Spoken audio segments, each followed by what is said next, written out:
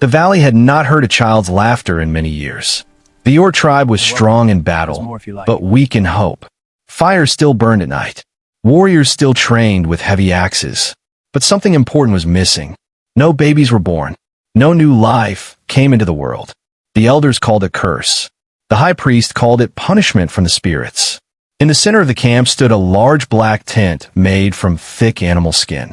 2 guards stood outside it at all times. No one was allowed near it without permission. Inside that tent lived Gracia, the last fertile orc woman in the tribe. She was not treated like a person. She was treated like a treasure locked in a box. The tribe believed she was their final chance. If she failed, their bloodline would end. So they watched her day and night. They controlled what she ate. They controlled who spoke to her. The high priest said only ritual food should touch her lips. Only blessed water should pass her throat. But the land had grown dry. Food had become scarce. The warriors ate first. The elders ate next. Gracia received what remained. For 3 days, she had eaten almost nothing. No one noticed the way her hands trembled. No one cared that her steps had become slow. They only cared that she must survive long enough to give them a child. Beyond the broken wooden fence of the valley stood a small human farm. It belonged to a man named Aaron. Aaron was not a soldier. He had no armor, no sword. He had once lived in a human village far from the valley, but war had pushed him away. Now he lived quietly near the edge of Orkland, growing small crops and trying to stay unseen. From his field, he could see the black tent. At night, when the fires burned low, he often saw shadows move inside it. One evening, he noticed something strange. The shadow stumbled. It fell against the side of the tent and did not rise quickly. Aaron frowned. He had seen hunger before. He knew the slow movements, the shaking hands, the quiet suffering. He told himself it was not his concern. Orcs were dangerous. They hated humans. Helping one could mean death. But that night, the wind carried a weak sound across the valley. A soft cough, then silence. Aaron could not sleep. Before dawn, he took a small loaf of bread and a flask of clean water. It was not much. It was part of his winter supply, but he wrapped it carefully in cloth. He moved quietly along the edge of the valley, while most warriors still slept. The guards outside the tent looked tired. One had stepped away. Aaron's heart beat fast in his chest. This was foolish. This was dangerous. This could end his life. But when he reached the side of the tent, he saw a small tear in the fabric. Through it, he saw her. Gracia sat on the ground, her back against a wooden pole. Her green skin looked pale under the dim firelight. Her eyes were half closed. She looked less like a monster from stories and more like someone who had been forgotten. Slowly, Aaron pushed the bread through the tear. At first, she did not move. Then her eyes opened. They were sharp but tired. She stared at the bread as if it were a dream. For a long moment, neither of them spoke. Then she reached forward with shaking hands. Aaron whispered softly, "Eat." She hesitated, as if expecting a trick. But hunger was stronger than fear. She took the bread, and outside, hidden by shadows, Aaron watched the last fertile orc in the world take her first real bite in days. He did not know that by sunrise, the entire tribe would know. And they would not call it kindness. They would call it a crime. The sun rose slowly over the valley, painting the sky in red and gold. Inside the black tent, Gracia sat awake long before the guards changed shifts. The small loaf of bread was gone. The flask of water was empty. For the first time in many days, her hands were steady. Strength moved through her body like a quiet fire. It was not just the food. It was the choice. Someone had seen her. Someone had cared. Outside, the camp began to stir. Warriors sharpened blades. Children of older bloodlines carried water buckets. The high priest walked through the center of the tribe with slow, proud steps. He stopped when he noticed something strange. Gracia stepped out of her tent without help. For weeks, she had needed support to walk. But now she stood tall. Her shoulders were straight. Her eyes were clearer. Murmurs spread quickly. She looked stronger. What did the spirits do? The high priest's eyes narrowed. He ordered the guards forward. What did she eat? He demanded. The guards exchanged confused looks. They had given her only ritual broth, thin and weak. Gracia said nothing. She did not look at the priest. She looked at the horizon instead. The high priest entered the tent himself. His eyes scanned the floor. Then he saw it. Crumbs. Not from ritual bread. Different. Softer. Human-made. His face darkened. Outside the tent, a young orc guard named Ruck remembered something. Before dawn, he had seen faint footprints near the back of the tent. Smaller than orc feet. Narrow. Human. Ruck hesitated. Humans were enemies, yes. But something inside him felt unsure. Still, he stepped forward and spoke. I saw tracks. The camp grew silent. The high priest lifted his staff and slammed it into the dirt. A human has touched our future, he shouted. Gasps filled the air. Among orcs, touching the last fertile woman without permission was more than a mistake. It was betrayal. Scouts were sent immediately. It did not take long. Aaron was in his field, repairing a broken fence when they arrived. He did not run. He saw them coming, 5 warriors, fully armed. He stood still. They surrounded him quickly. One pushed him to the ground. Another tied his hands. You entered sacred ground, the leader growled. Aaron did not fight back. He only asked one question. Is she alive? The warrior hesitated for a second. Yes. Aaron nodded once. That was enough. They dragged him through the valley like a captured thief. Orcs stepped aside, staring with hard eyes. Some spat at him. Others whispered. When they threw him into the center circle, the high priest stood waiting. You fed her, the priest said coldly. Aaron looked up calmly. She was hungry. The crowd roared in anger. Orcs did not value softness. Hunger was weakness. Weakness was shame. You poisoned our future with human food, the priest continued. Aaron shook his head slowly. Food is food. The priest lifted his staff again. At sunset, the tribe will decide your punishment. Aaron was placed inside a wooden cage made from heavy logs. The sun climbed higher. The heat grew strong. Across the camp, Grasha watched from her tent entrance. Their eyes met for only a second. There was no fear in his face.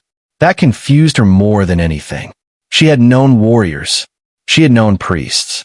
She had known men who spoke of strength. But this human had broken the tribe's greatest rule.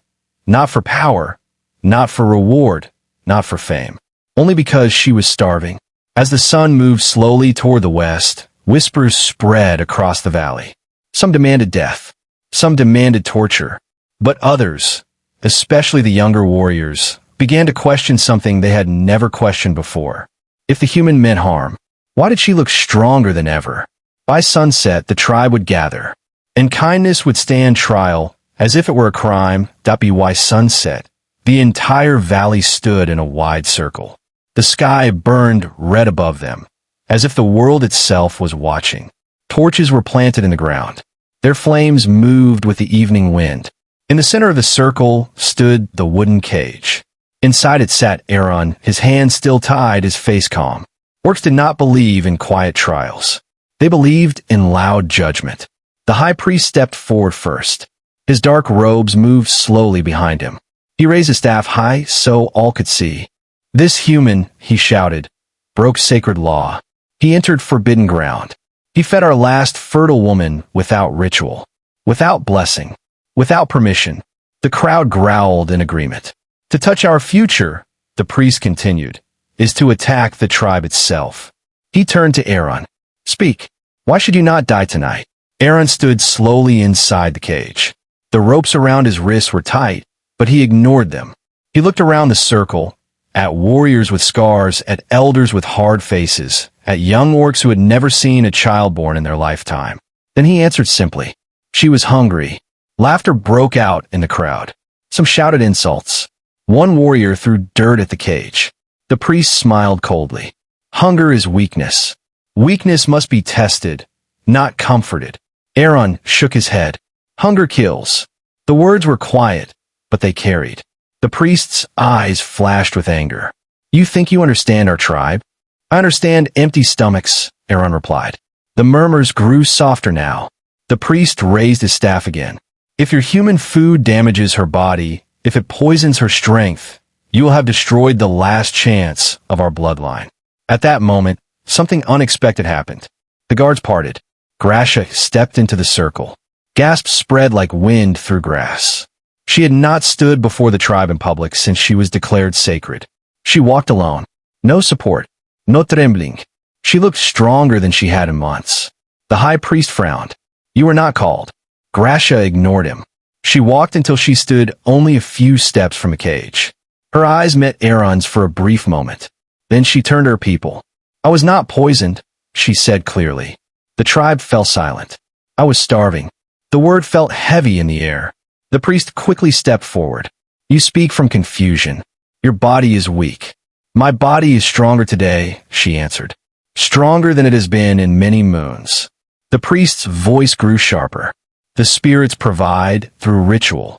The spirits did not bring bread, she said calmly. He did. A deep murmur rolled through the crowd. Among orcs, strength was everything. But survival was sacred. And Gracia did not look weak. She looked alive. One elder stepped forward slowly. Did he ask for reward? Gracia shook her head. He asked only if I was alive. More silence. The priest felt control slipping. Kindness from an enemy is deception, he warned. Humans have always sought to weaken us. Aaron finally spoke again. If I wanted you weak, I would have done nothing. The words landed harder than any insult. Several younger warriors exchanged looks. The priest realized the mood was shifting. He could not allow doubt to grow. He slammed his staff into the dirt once more. Then let strength decide, he declared loudly. At dawn, the human will face our strongest warrior. If his body survives, perhaps his words carry truth. If not, his bones will feed the earth. The crowd responded with loud approval.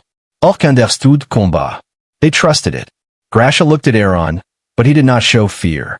As the circles slowly broke apart, whispers moved through the camp like quiet fire. A human had broken sacred law, but the last fertile orc looked stronger because of it. And now, under the coming dawn, kindness would have to prove itself in blood. Night fell heavy over the valley. The torches burned low, and most of the tribe returned to their tents. But the center cage remained guarded. 2 warriors stood near it, silent and watchful. Inside, Aaron sat against the wooden bars, staring at the stars above. He knew dawn would bring a fight. He also knew he might not survive it. Footsteps approached softly, not heavy like a warrior's. Lighter. The guard stepped aside without a word. Gracia walked into the circle. She did not wear jewels or sacred marks tonight. She looked like a simple woman, wrapped in dark cloth. But there was strength in the way she stood. The guards moved farther away, giving her space. Aaron stood when she came near. You should not be here, he said quietly. Neither should you, she replied. For a moment, they simply looked at each other. You look stronger, Aaron said. I feel stronger, she answered. After one piece of bread, she moved closer to the cage bars. For many seasons, she continued, the high priest has fed me ritual broth. He said it was blessed. He said heavy food would anger the spirits. Aaron listened carefully. But I was always weak, she said. My body felt slow. My mind felt fogged. She lowered her voice. Tonight, my mind is clear. Aaron frowned slightly. What are you saying? Gracia looked around to be sure no one else stood close. Then she leaned closer. I do not believe the spirits cursed us. The words felt dangerous. Our tribe once had many children, she continued. Strong children. Healthy children. Then the priest began new rituals. New drinks. New rules. Aaron's eyes narrowed. You think he is lying? I think he needs fear, she said. If the tribe believes only he can protect the last fertile woman, he controls everything. Aaron thought carefully. If the broth makes you weak, he said slowly, then he keeps you weak on purpose. Gracia nodded once. Your bread gave me strength in one night, she said. What if the weakness was never a curse? What if it was hunger? The idea felt dangerous, but powerful. Aaron stepped closer to the bars. If you speak this tomorrow, he said, the tribe may turn against him. Or against me, she answered calmly. Orcs respected strength, but they feared change. If I fight tomorrow and lose, Aaron said, you will stand alone. Gracia's eyes were steady. If you fight and win, they will listen. Silence filled the space between them. You are not afraid? Aaron asked. I have lived as a prisoner inside my own tribe, she replied. Fear is not new to me. A distant howl echoed through the valley, the signal that midnight had passed. Gracia straightened. There is something else, she said. When I ate your bread, I felt warmth in my body. Not weakness, not pain. She placed a hand lightly against her stomach. For the first time in many seasons, I feel alive. Aaron understood what she was not fully saying. Hope. Footsteps approached again, heavier this time. The guard stepped closer. Gracia stepped back from the cage. At dawn, they will test your strength, she said quietly. But tomorrow is not only about your life. It is about truth, Aaron replied. She nodded once. Then she turned and walked back toward her tent. Aaron watched her go, his thoughts heavy but clear. If he survived the morning, the tribe would have to face more than a human. They would have to face the possibility that their fear had been built on lies. And somewhere in the darkness, inside the high priest's tent, a man who controlled an entire tribe felt something he had not felt in years. Uncertainty. Dawn came cold and quiet. The valley felt different. Not loud, not wild. Watching. The tribe gathered early. Warriors stood in a wide circle once again, forming the fighting ground. Dust covered the earth. Torches were replaced by morning light. The red sun slowly climbed over the hills. In the center stood the high priest. Beside him stood the largest warrior in the tribe. His name was Brugger. He was taller than every other orc. His shoulders were wide like stone walls. Old battle scars crossed his chest and arms. When he breathed, it sounded like wind moving through heavy trees. If strength alone decided survival, the fight was already over. Aaron was brought forward. The ropes were removed from his wrists. He rolled his shoulders slowly, feeling the stiffness in his arms. He had no armor, no weapon, just himself. The priest raised his staff. By the law of strength, he declared, this human will face Brugger. If he survives, we will hear his truth. If he falls, his bones will feed the valley. The tribe roared in approval. Brugger stepped forward and looked down at Aaron. His eyes were not cruel, only certain. You are small, Brugger said calmly. Maybe, Aaron replied. The signal was given. Brugger attacked first. The ground shook as he charged. His fist moved like a falling rock. Aaron barely moved in time. The punch struck dirt, sending dust into the air. The tribe laughed. The second attack came faster. Brugger's elbow slammed into Aaron's shoulder, throwing him across the circle. Aaron hit the ground hard. Pain shot through his side. Some orcs already turned away, thinking it finished. But Aaron stood again. He did not rush forward. He did not roar. He watched. Brugger charged again, but this time, Aaron moved differently. Instead of meeting strength with strength, he stepped aside at the last second. Brugger's weight carried him forward. His foot slipped slightly in loose dirt. A small mistake. But in battle, small mistakes grow. Aaron circled him slowly. Brugger swung wide again, angry now. Aaron ducked low and kicked the back of Brugger's knee. Not strong enough to break it, but enough to weaken balance. The tribe grew quieter. Brugger turned, breathing heavier. You fight like wind, he growled. Aaron said nothing. The next charge came with full force. Brugger lifted both arms high, ready to crush him. At the last moment, Aaron grabbed a thick rope that had been tied near the fighting posts, used to secure animals. As Brugger rushed forward, Aaron stepped aside and pulled the rope across Brugger's path. Brugger's massive body stumbled. His own strength became his enemy. He crashed hard into the dirt. The valley went silent. Aaron moved quickly, wrapping the rope around Brugger's arm and shoulder, pulling tight using the warrior's own weight against him.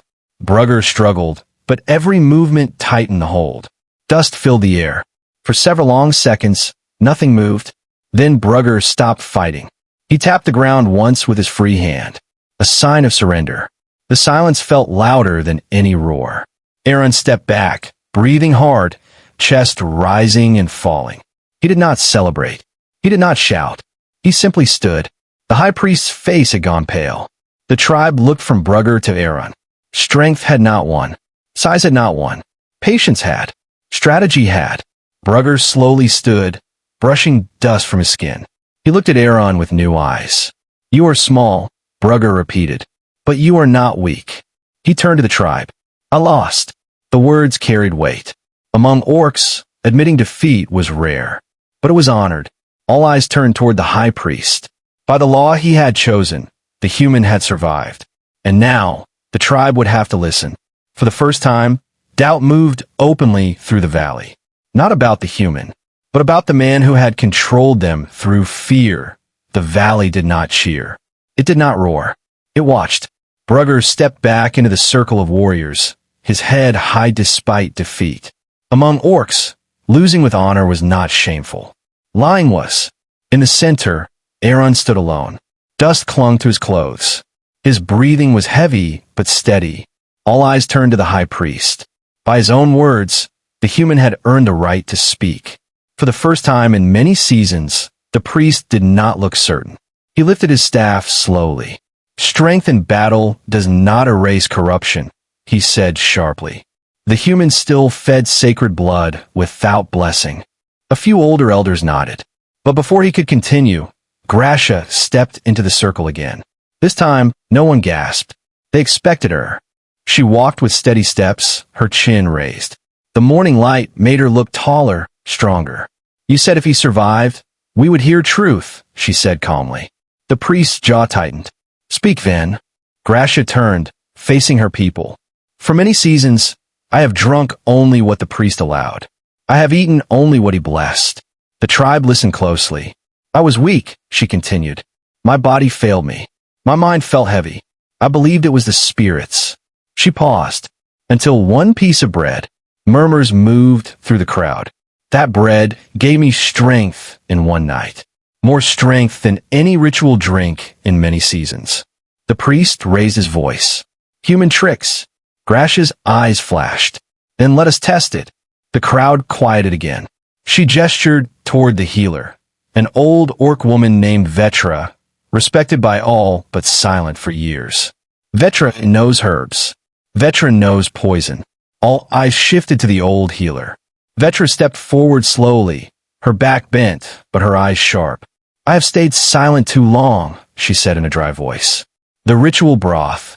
I warned it was too strong. Certain roots weaken the blood over time. Gasps spread like fire. The priest slammed his staff into the ground. Lies.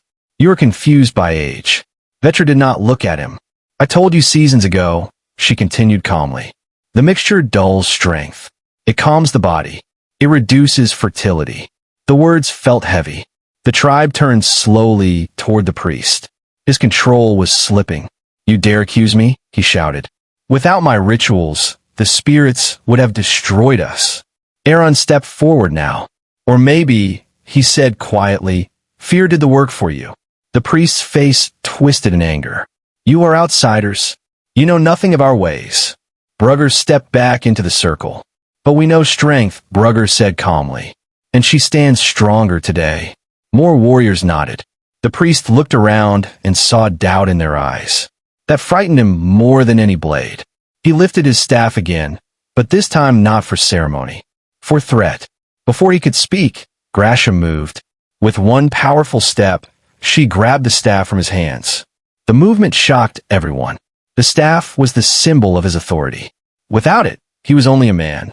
Gracia held it high for a moment. Then she brought it down hard against the stone. The wood cracked. A sharp sound echoed through the valley. Silence followed.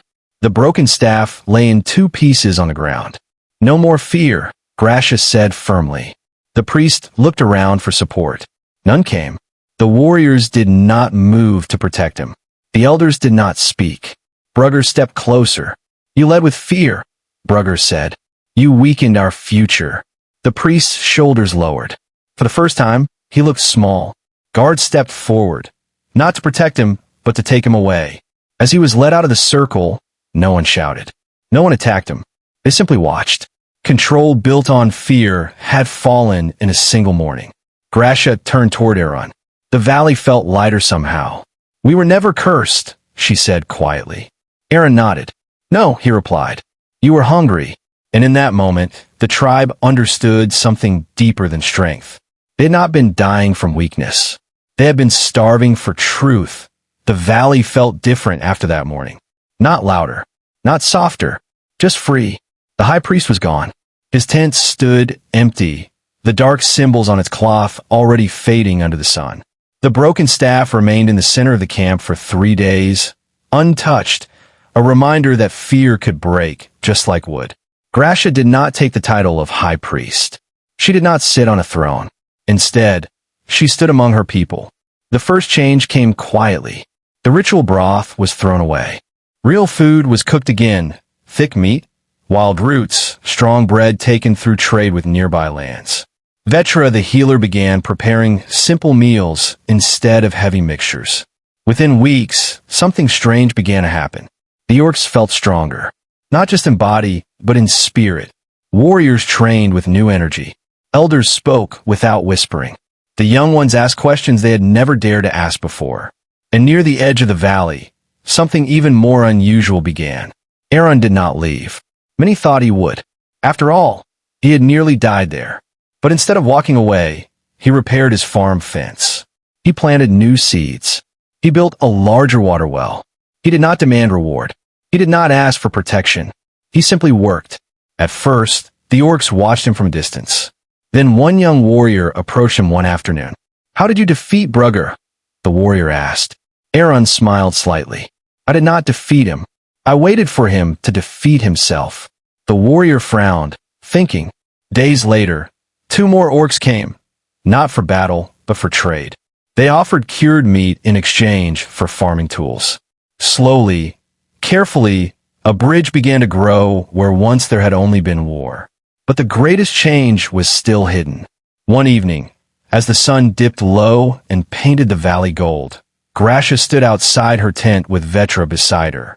"I feel it again," Gracia said quietly. Vetra placed a wrinkled hand on her arm. This time, the healer whispered, "It is not weakness." Word spread slowly at first. Then quickly. Gracia was with child. The valley did not erupt into wild celebration. It stood silent at first, stunned. For many seasons, they had believed their bloodline cursed. Now, hope walked among them again. When the child finally came months later, the cry echoed through the valley like a storm breaking the sky.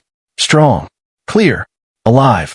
Warriors who had never cried before felt their eyes burn. Elders who had prepared for extinction sat in silence. Gracia held the child close, a daughter with bright green skin and fierce, steady eyes. Brugger stood guard outside the tent that night, not because law demanded it, but because he chose to. Later, Gracia stepped outside, the child wrapped carefully in cloth. The tribe gathered around her. She did not lift the baby high like a trophy. She simply spoke.